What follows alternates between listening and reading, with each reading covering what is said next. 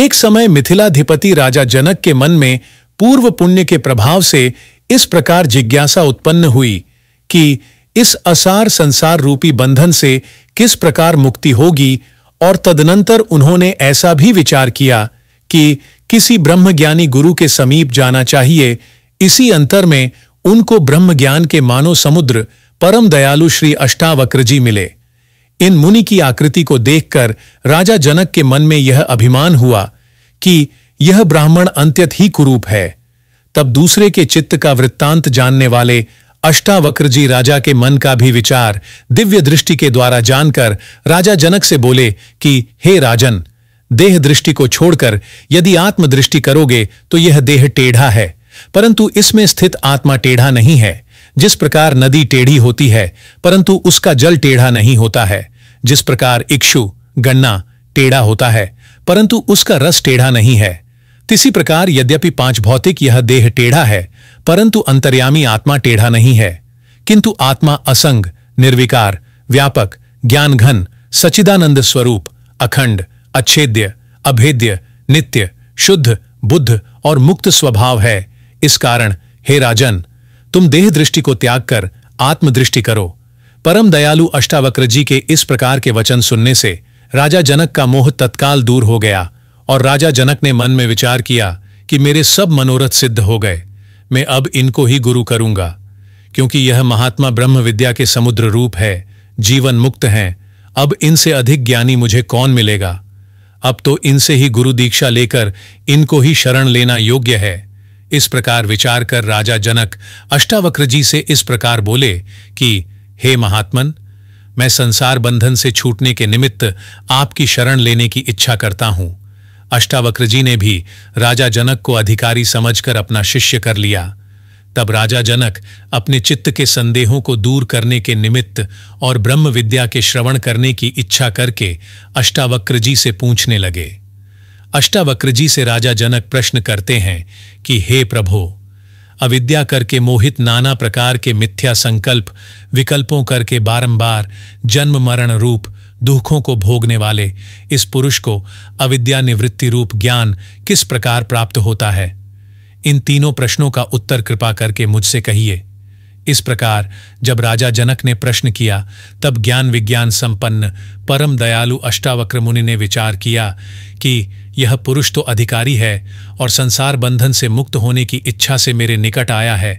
इस कारण इसको साधन चतुष्टय पूर्वक ब्रह्म तत्व का उपदेश करूं, क्योंकि साधन चतुष्टय के बिना कोटि उपाय करने से भी ब्रह्म विद्या फलीभूत नहीं होती है। इस कारण शिष्य को प्रथम साधन चतुष्टय का उपदेश करना योग्य है और साधन चतुष्टय के अनंतर ही ब्रह्म ज्ञान के विषय की इच्छा करनी चाहिए। इस प्रकार विचार कर अष्टावक्राजी बोले कि हे तात, हे शिष्य, संपूर्ण अनर्थों की निवृत्ति और परमानंद मुक्ति की इच्छा जब होवे तब शब्द, स्पर्श, रूप, रस और गंध इन पांचों विषयों को त्याग देवे। ये पांच विषय कर्ण, त्वचा, नेत्र, जिह्वा और नासिका इन पांच ज्ञानेंद्रियों के हैं। ये संपूर्ण जीव के बंधन हैं। इनसे बंधा हुआ जीव उत्पन्न होता है और मरता है तब बड़ा दुखी होता है। जिस प्रकार विष भक्षण करने वाले पुरुष को दुख होता है, उसी प्रकार शब्दादि विषय भोग करने वाला पुरुष दुखी होता है। अर्थात शब्दादि विषय महा अनर्थ का मूल है। उन विषयों को तू त्याग दे। अभिप्राय यह है कि देह आदि के विषय में मैं हूं, मेरा है इत्यादि अध्यास मत कर इस प्रकार बाह्य इंद्रियों को दमन करने का उपदेश किया। जो पुरुष इस प्रकार करता है उसको दम नाम वाले प्रथम साधन की प्राप्ति होती है, और जो अंतःकरण को वश में कर लेता है उसको शम नाम वाली दूसरी साधन संपत्ति की प्राप्ति होती है। जिसका मन अपने वश में हो जाता है उसका एक ब्रह्माकार मन हो जाता है। उसका नाम वेदांत शास्त्र में निर्विकल्पक समाधि कहा है। उस निर्विकल्पक समाधि की स्थिति के अर्थ क्षमा, सब सह लेना, आर्जव, अविद्यारूप दोष से निवृत्ति रखना, दया, बिना कारण ही पराया दुख दूर करने की इच्छा, तोष, सदा संतुष्ट रहना, सत्य, त्रिकाल में एक रूपता, इन पांच सात्विक गुणों का सेवन करे। जिस प्रकार कोई पुरुष अमृत तुल्य औषधि सेवन करे और उस औषधि के प्रभाव से उसके संपूर्ण रोग दूर हो जाते हैं, उसी प्रकार जो पुरुष अमृततुल्य इन 5 गुणों को सेवन करता है, उसके जन्म मृत्यु रूप रोग दूर हो जाते हैं। अर्थात इस संसार के विषय में जिस पुरुष को मुक्ति की इच्छा होए, वह विषयों का त्याग कर देवे। विषयों का त्याग करे बिना मुक्ति कदापि नहीं होती है। मुक्ति अनेक दुहकों की दूर करने वाली और परमानंद की देने वाली है।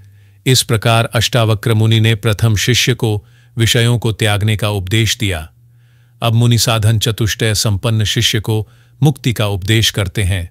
तहां शिष्य शंका करता है कि हे गुरु, पंचभूत का शरीर ही आत्मा है और पंचभूतों के ही 5 विषय हैं, सो इन पंचभूतों का जो स्वभाव है उसका कदापि त्याग नहीं हो सकता, क्योंकि पृथ्वी से गंध का या गंध से पृथ्वी का कदापि वियोग नहीं हो सकता है, किंतु वे दोनों एक रूप होकर रहते हैं।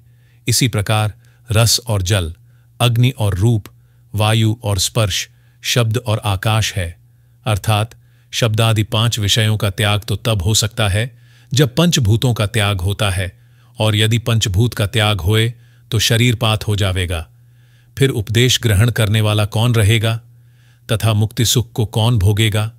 अर्थात विषय का त्याग तो कदापि नहीं हो सकता। इस शंका को निवारण करने के अर्थ अष्टावक्र जी उत्तर देते हैं। हे शिष्य, पृथ्वी, जल, तेज, वायु और आकाश तथा इनके धर्म, जो शब्द, स्पर्श, रूप, रस और गंध, सो तू नहीं है इस 5 भौतिक शरीर के विषय में। तू अज्ञान से अहम भाव, मैं हूं, मेरा है इत्यादि मानता है, इनका त्याग कर, अर्थात इस शरीर के अभिमान का त्याग कर दे और विषयों को अनात्म धर्म जानकर त्याग कर दे। अब शिष्य इस विषय में फिर शंका करता है कि हे गुरु, मैं गौर वर्ण हूं, स्थूल हूं, कृष्ण वर्ण हूं, रूपवान हूं, पुष्ट हूं, कुरूप हूं, काणा हूं, नीच हूं। इस प्रकार की प्रतीति इस 5 भौतिक शरीर में अनादिकाल से सभी पुरुषों को हो जाती है। फिर तुमने जो कहा कि तू देह नहीं है, सो इसमें क्या युक्ति है? तब अष्टावक्र बोले कि हे शिष्य, अविवेकी पुरुष को इस प्रकार प्रतीति होती है। विवेक दृष्टि से तू देह इंद्रियादि का दृष्टा और देह इंद्रियादि से पृथक है। जिस प्रकार घट को देखने वाला पुरुष घट से पृथक होता है, उसी प्रकार आत्मा को भी सर्वदोष रहित और सबका साक्षी जान। इस विषय में न्याय शास्त्र वालों की शंका है कि साक्षिपना तो बुद्धि में रहता है, इस कारण बुद्धि ही आत्मा हो जाएगी। इसका समाधान यह है कि बुद्धि तो जड़ है और आत्मा चेतन माना है। इस कारण जड़ जो बुद्धि सो आत्मा नहीं हो सकता है, तो आत्मा को चैतन्य स्वरूप जानता हां शिष्य प्रश्न करता है कि हे गुरु, चैतन्य रूप आत्मा के जानने से क्या फल होता है, सो कहिए। तिस के उत्तर में अष्टावक्र जी कहते हैं कि साक्षी और चैतन्य जो आत्मा तिस को जानने से पुरुष जीवन मुक्त पद को प्राप्त होता है, यही आत्मज्ञान का फल है। मुक्ति का स्वरूप किसी के विचार में नहीं आया है। षट शास्त्रकार अपनी 2 बुद्धि के अनुसार मुक्ति के स्वरूप की कल्पना करते हैं। न्याय शास्त्र वाले इस प्रकार कहते हैं कि दुख मात्र का जो अत्यंत नाश है वही मुक्ति है, और बलवान प्रभाकर्मतावलंबी मीमांसकों का यह कथन है कि समस्त दुखों का उत्पन्न होने से पहले जो सुख है वही मुक्ति है। बौद्ध मत वालों का यह कथन है कि देह का नाश होना ही मुक्ति है। इस प्रकार भिन्न 2 कल्पना करते हैं, परंतु यथार्थ बोध नहीं होता है। किंतु वेदांत शास्त्र के अनुसार आत्मज्ञान ही मुक्ति है। इस कारण अष्टावक्र मुनि शिष्य को उपदेश करते हैं, हे शिष्य, यदि तू देह तथा आत्मा का विवेक करके अलग जानेगा और आत्मा के विषय में विश्राम करके चित्त को एकाग्र करेगा, तो तू इस वर्तमान ही मनुष्य देह के विषय में सुख तथा शांति को प्राप्त होगा। अर्थात बंधमुक्त कहिए, कर्तृत्व, कर्तापना, भोक्तृत्व, भोक्तापना आदि अनेक अनर्थों से छूट जावेगा। शिष्य प्रश्न करता है कि हे गुरु, मैं तो वर्णाश्रम के धर्म में हूं, इस कारण मुझे वर्णाश्रम कर्म का करना योग्य है। अर्थात वर्णाश्रम के कर्म करने से आत्मा के विषय में विश्राम करके मुक्ति किस प्रकार होगी? तब तिसका गुरु समाधान करते हैं कि तू ब्राह्मण आदि नहीं है, तू ब्रह्मचारी आदि किसी आश्रम में नहीं है। तहां शिष्य प्रश्न करता है कि मैं ब्राह्मण हूं, मैं सन्यासी हूं इत्यादि प्रत्यक्ष है, इस कारण आत्मा ही वर्णश्रमी है। तहां गुरु समाधान करते हैं कि आत्मा का इंद्रिय तथा अंतःकरण करके प्रत्यक्ष नहीं होता है, और जिसका प्रत्यक्ष होता है वह देह है। तहां शिष्य फिर प्रश्न करता है कि मैं क्या वस्तु हूं? तहां गुरु समाधान करते हैं कि तू असंग अर्थात देहादिक उपाधि यथा आकार रहित विश्व का साक्षी आत्मस्वरूप है, अर्थात तुझ में वर्णाश्रमपना नहीं है। इस कारण कर्मों के विषय में आसक्ति न करके चैतन्य रूप आत्मा के विषय में विश्राम करके परमानंद को प्राप्त हो।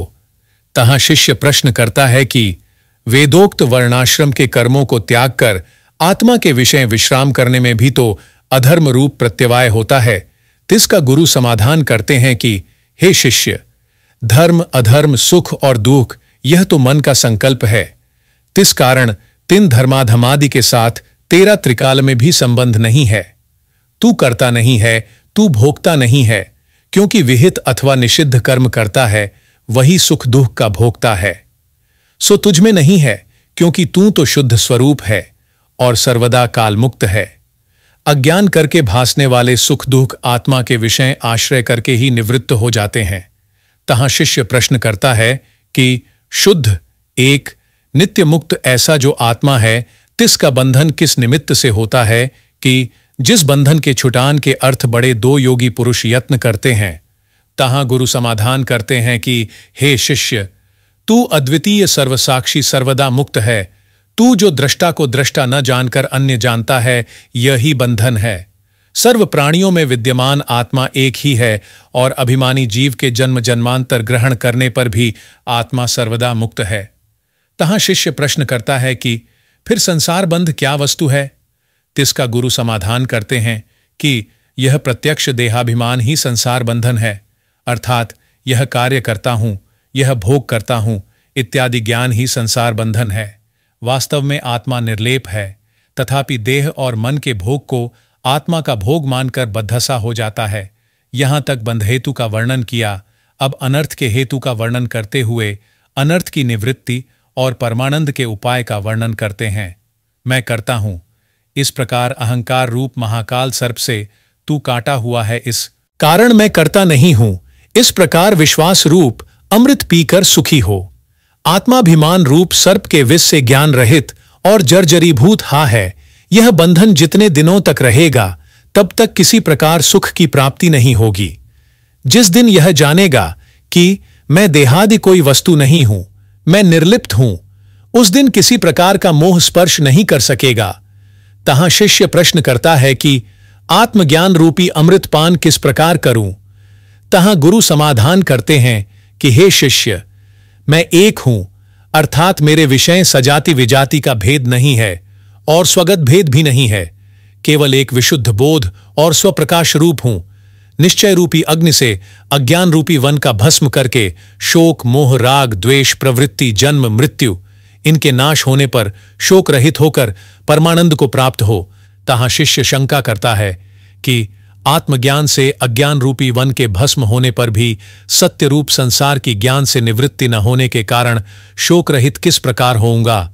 तब गुरु समाधान करते हैं कि हे शिष्य, जिस प्रकार रज्जु के विषय सर्प की प्रतीति होती है और उसका भ्रम प्रकाश होने से निवृत्ति हो जाती है, तिस प्रकार ब्रह्म के विषय जगत की प्रतीति अज्ञान कल्पित है, ज्ञान होने से नष्ट हो जाती है। तू ज्ञान रूप चैतन्य आत्मा है, इस कारण सुखपूर्वक विचर। जिस प्रकार स्वप्न में किसी पुरुष को सिंह मारता है तो वह बड़ा दुखी होता है, परंतु निद्रा के दूर होने पर उस कल्पित दुख का जिस प्रकार नाश हो जाता है, तिस प्रकार तू ज्ञान से अज्ञान का नाश करके सुखी हो। तहां शिष्य प्रश्न करता है कि हे गुरु, दुख रूप जगत अज्ञान से प्रतीत होता है और ज्ञान से उसका नाश हो जाता है, परंतु सुख किस प्रकार प्राप्त होता है? तब गुरु समाधान करते हैं कि हे शिष्य, जब दुख रूपी संसार के नाश होने पर आत्मा स्वभाव से ही आनंद स्वरूप हो जाता है, मनुष्य लोक से तथा देवलोक से आत्मा का आनंद परम उत्कृष्ट और अत्यंत अधिक है। श्रुति में भी कहा है, एतस्यैवानन्दस्यान्यानि भूतानि मात्रमुपजीवन्ति।